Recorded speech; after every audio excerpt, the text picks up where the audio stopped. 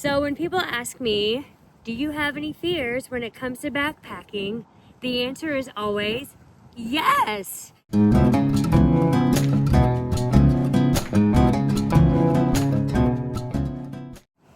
Still cold today, but I'm outside. It's Kristen here, and I'm back to you to talk to you a little bit about my fears. See, hiking the Appalachian Trail is a huge undertaking, one that requires training, not just physically, but even so mentally. So when people ask me, do you have any fears when it comes to backpacking? The answer is always yes. Yes, I have fears when it comes to backpacking. I think I have literally feared everything. And many a times, I didn't even realize I feared something until I was actually experiencing it. Now the question then remains, does it stop me? Truthfully, sometimes. Sometimes it does stop me. But I believe in order to conquer our fears, we must first acknowledge those fears. We must name them, and then we go back to defeat them. So I thought maybe what we could do today is that I could share some of my fears that I've conquered, and then maybe share with you some of the fears I'm still wrestling with. And maybe we can help each other. Maybe the fears that I've conquered might help somebody else be able to get back out there and start experiencing the beauty of nature. And then maybe you can help me get through some of the things that I'm still struggling with before I head out in a month to go hike the Appalachian Trail. So here we go. Here are my top 10 fears. Some of these fears I've conquered. Some of these fears I'm still working on. So let's start with the very basic one, which I had when I first started backpacking. Potty time, also known as pooping in the woods. At first I thought, well, I'll just hold it. Well, that's a bad idea for one, okay? But also, it's not a reality. You can't do that for more than a couple of days. It's not healthy. The real fear, let's get to it, is what if somebody sees me? Because pooping's private. The best advice I was given was this: wave first. Wave first. I guarantee that they're going to be more embarrassed than you. Why? Because you've taken control of the situation. It's that simple. Okay, my second fear. And no, it's not birds. But it is bears. Bears. My second fear is bears. And no, I'm not going to get into the whole bear versus man debate because I love and I respect them both. But my very first backpacking experience did include an encounter with a mama bear and her cub that wandered into our campsite. And was I scared? You bet I was scared. Yes. So what did we do? We made some extra noise. We made some noise. Did we get in between the mama bear and her cub? No, because that would be dumb. You never get in between a mama and her baby. I don't care what kind of animal it is. That's common sense. Now, we also hung up our food and all of our smelly stuff on the bear cable that night. That's what we did. And that's what you do when you're in known bear country. Make some extra noise and you take care of your food. And don't feed the bears. Definitely don't feed the bears.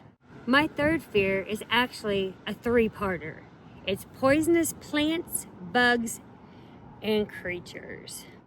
Here in the Midwest, we have this nasty little plant called poison ivy. It is on the AT, and yes, I am extremely allergic. So I am fearful of it. A motto I've always gone by is leaves of three, let it be. In other words, don't touch it. Don't touch it. Now, when it comes to those biting bugs and mosquitoes, I have a bug net. And in my opinion, it's worth the extra weight to carry it. Where they really get nasty, I will be using Picardin and the permethrin to treat my skin and my clothing, because for some reason, those biting bugs and mosquitoes, I don't know if I have that certain blood type or what, but they love me. Now, when it comes to the creepy crawly creatures, I never feared them. I grew up in the country and we were always playing with, snakes and such. However, on a recent backpacking trip, I came across a snake. And silly me, I approached it, and I think I said out loud to the effect something like, "Well, hello, friend," or "Hello there," before realizing that it was a venomous copperhead. Not smart. I know what copperheads look like. I should have looked at the snake before I ran up to approach it, but I didn't. Anyhow, so now I am looking forward, going to have a bit of a healthy fear of the creepy crawlies before I run up and approach them. Because not all snakes have the little rattles on them. Not all of them do, and I know that. So I will have a little fear of snakes and be ready for them. That being said, because I don't always do well in the heat of the moment, whatever the term is for that, I also am going to keep on my phone a little cheat sheet for what to do if I get bitten, because I need to be ready for that. Side note, I did come across this really cool app called Seek. And it's a really fun way to scan all the different plants, trees, fungi, bugs, and animals to gather information and to learn about them. But again, scan them. Don't touch them, okay? All right. Number four of the things that I have feared and may fear. Bad weather. Rain, storms, snow. There's a little saying that goes like this: if it ain't raining, you ain't training. So, am I scared of rain? No, because I've been training in it. I've been hiking in the rain for a while now, and I'm ready for it. Now, when it comes to storms, well, if the storms get bad, know that I will be taking shelter. I'm not going to go out and get myself into any trouble. I will take shelter. Snow. Okay, this is a whole different animal.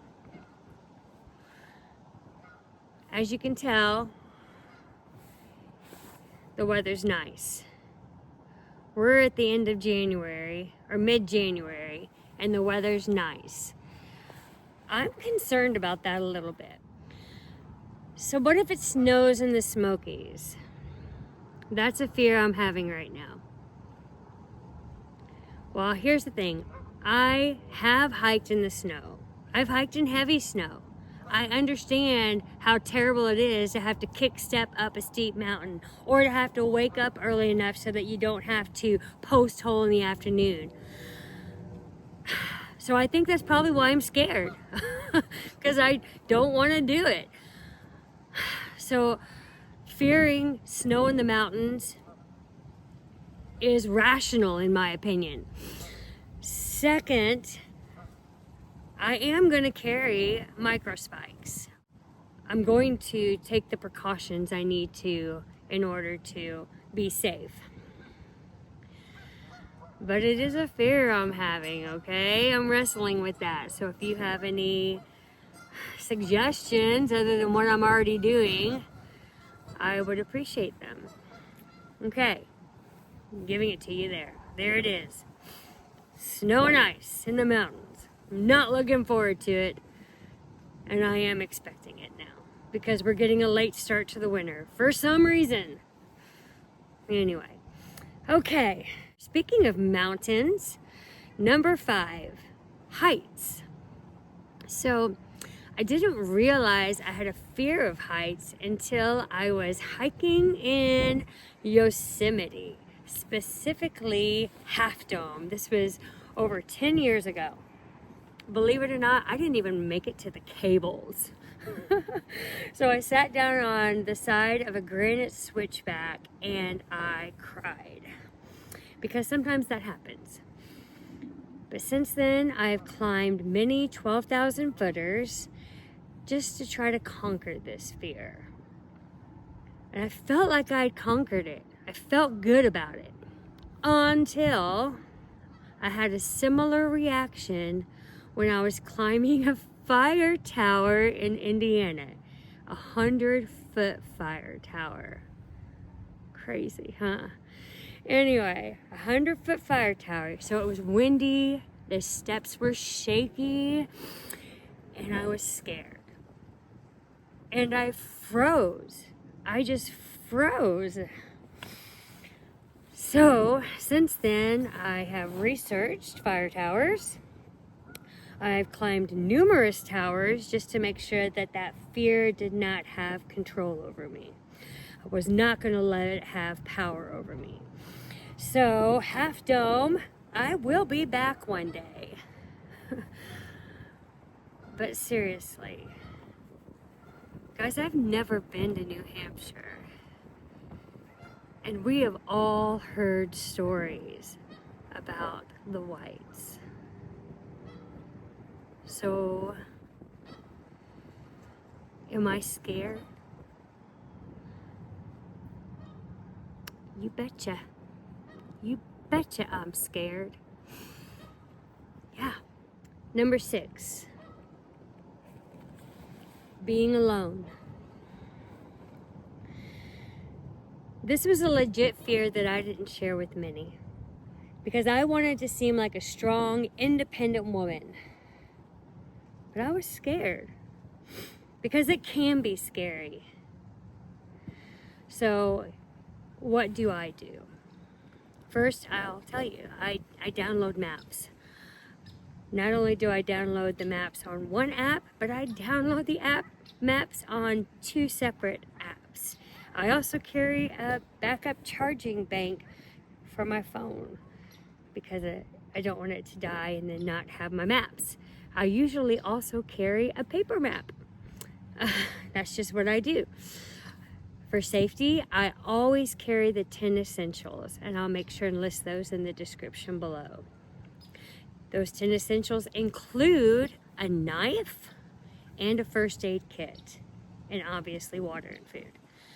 But I also let somebody know where I'm going and when I plan to return. But let's be honest, sometimes it can be scarier walking alone in the parking lot than it can be in the middle of the woods. I think what can be harder for me is being alone with my own thoughts. Sometimes I can be my own worst enemy, because I know it's easy for me to let my negative thoughts take control, and for me to slip back into the what ifs instead of the what now.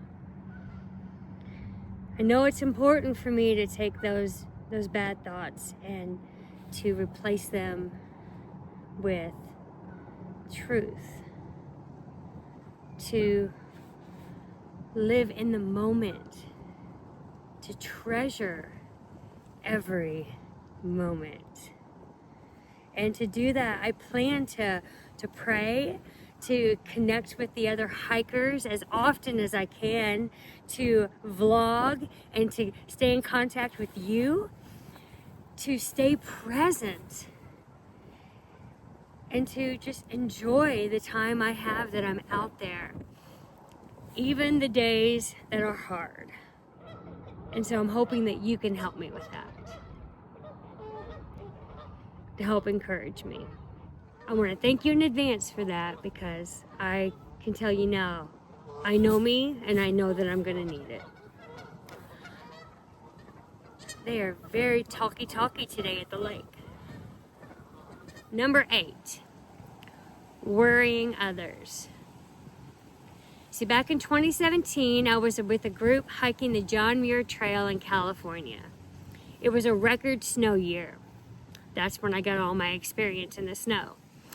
Anyhow, we had been hiking for 7 days, and we reached this boat that was going to take us across this lake to the Vermilion Valley Resort. Unfortunately, my phone's GPS stopped working right as we were in the middle of this giant lake. Now, when my husband checked my GPS, he thought the worst. He thought that I had drowned. And of course, there was no cell reception at the resort. Let's just say that was a very tough 24 hours for my husband, and I heard about it, rightfully so. So now I carry this Garmin InReach Mini 2. I'm not sponsored, of course. But most of us out here, we do carry some sort of Garmin or some sort of GPS system so that our families can know where we're at. It not only protects us in case of emergency, but it keeps our families and friends from worrying about where we are. This is a hard trail. This is almost 2,200 miles. For me, about 6 months of hiking in all sorts of terrain. Who knows what kind of weather we're going to get. And my family has every right to be worried, but I don't want them to worry. Does that make sense? So that's a fear of mine. But I'm trying to do everything I can so that they don't. Because this is an adventure of a lifetime for me. And I want to enjoy it, and I know that they want me to enjoy it. But I also don't want to get hurt, which leads me to my number 9 fear. That's getting injured. So I am turning 50 this year. Yay, Gen X! And hopefully it's supposed to happen on or close to Mount Katahdin. Hopefully on Mount Katahdin. Anyway, there's lots of ifs, but that's the goal. Let me just tell you, young folk, though, your body starts to betray you in your 40s, okay? First, it just starts with some aches and pains here and there. And then, all of a sudden, your eyes start to fail you, and you need these glasses. They call them readers, because you can't see the words on the pages anymore, okay? And then, if that wasn't hard enough, you get like an injury or small cut or something, and for some reason, it just won't heal. Your body takes forever to heal.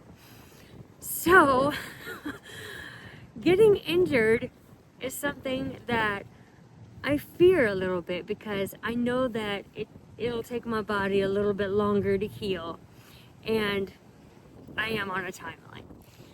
Okay? So there's that. Okay.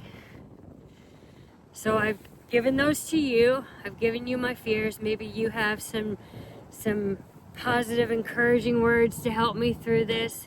I'm giving it to God. He knows my heart. He knows the things I'm struggling with. He's going to speak to me through that. I'm ready to give you my final fear, to share that with you out loud. I'm going to name it, even though I don't want to even speak it. My final fear. Number 10.